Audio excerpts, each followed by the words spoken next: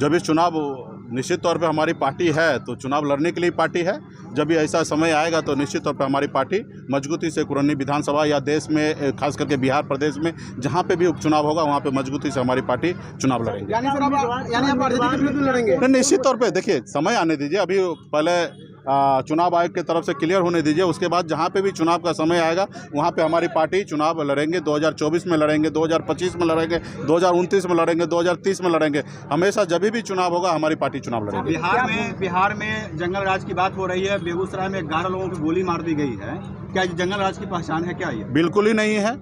अभी कोई पागल आदमी अगर रोड चलते हुए किसी को गोली मार दे तो क्या उसको आप जंगल राज कहेंगे? अपने आप को पूरे भारत में अपने आप को बदनाम किया जा रहा है, खास करके बिहार को बदनाम किया जा रहा है। ऐसे नेता जो कल तक आप बिहार में थे, सरकार में थे तो कुछ नहीं, और आज सरकार से खाली बाहर चले गए तो जंगल राज आ गया। तो ये बिहार को बदनाम करने का साजिश रचा जा रहा है, खास करके भाजपा की तरफ से। मैं भाजपा के नेता से आग्रह करूँगा कि आप लड़ाई लड़िए, मुद्दे की लड़ाई लड़िए, लेकिन जिसमें बिहार का बदनाम हो, बिहारी को बदनामी हो, जिसका जहाँ पे बिहार को सर झुके वो काम तो नहीं कीजिए। खास करके इस तरीके का शब्द का उपयोग नहीं कीजिए। धन्यवाद। नीतीश कुमार के जो पीएम बनाए जाने की बात चल रही है, उसमें मुकेश सहनी का क्या स्टैंड है? अरे भाई, कितना गर्व की बात है कि एक बिहारी, बिहार का बेटा देश का अगर प्रधानमंत्री बने तो ये हमसे और आपसे बेहतर किसको उपलब्धि हो सकता है हासिल?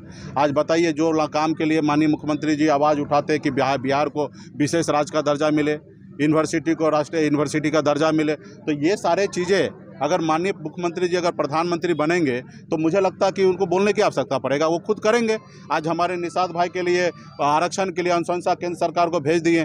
जब माननीय मुख्यमंत्री जी अगर देश के प्रधानमंत्री बन जाएंगे तो उनको याद दिलाने की थोड़ी ज़रूरत है। वो देखेंगे कि बिहार से हमने क्या क्या चीज़ केंद्र सरकार से मांगा और क्या क्या चीज़ें नहीं की हैं। वो जब वो पावर में जाएंगे तो निश्चित तौर पर वो पूरा काम करेंगे जो जब भी बिहार 15 सालों में माननीय मुख्यमंत्री जी जो भी मांग केंद्र सरकार से किए होंगे, और जब प्रधानमंत्री बन जाएंगे तो पूरा काम होगा। तो ये हमारे लिए उपलब्धि है, और हम तो मजबूती से जब देश का प्रधानमंत्री के लिए अगर बिहारी अगर खड़ा हो, कोई भी बिहारी खड़ा हो, तो उसके लिए हम खड़ा रहेंगे। कोई भी चीज़ हासिल नहीं होगा। इस देश को आज़ादी कराने के लिए भी हमारे पूर्वज ने संघर्ष किए, बाबा साहब ने कितना संघर्ष किए, तब जाके वो संविधान लिखे जिसमें हम लोगों के लिए, SC ST के लिए, OBC के लिए आरक्षण का व्यवस्था किया गया।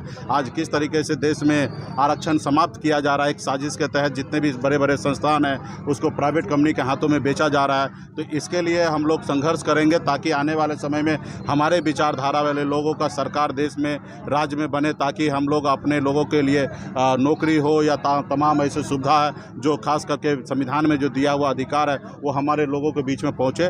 इसके लिए ही जागरूक करने का अभियान है, और लोगों के बीच में सभी ने अपने अपनी बातों को रखा, और इसके लिए हिंदी दिवस पे सभी को शुभकामना दिया गया। निश्चित तौर पे हमने कहा ना कि लालू प्रसाद, आदरणीय लालू प्रसाद यादव जी हो, या स्वर्गीय श्री रामविलास पासवान जी हो, या हमारे श्री नीतीश कुमार जी हो, ये लोग हमेशा गरीब, पिछड़ा, दलित के लिए कुछ ना कुछ किए हैं। ये बात अलग है, चर्चा का विषय हो सकता है कि बहुत कुछ नहीं किए हैं, इस पर डिस्कशन हो सकता है, लेकिन जितना भी किए वो बहुत किए हैं वो अपने अनुकूल। इसको और आगे बढ़ाया जा सकता है, इसी रास्ते पे चलकर हम लोग इससे बेहतर काम कर सकते हैं, लेकिन इनको कुर्बानी को भूला नहीं जा सकता। इन्होंने भी बहुत कुछ हमारे राज्य के लिए उन्होंने किया है।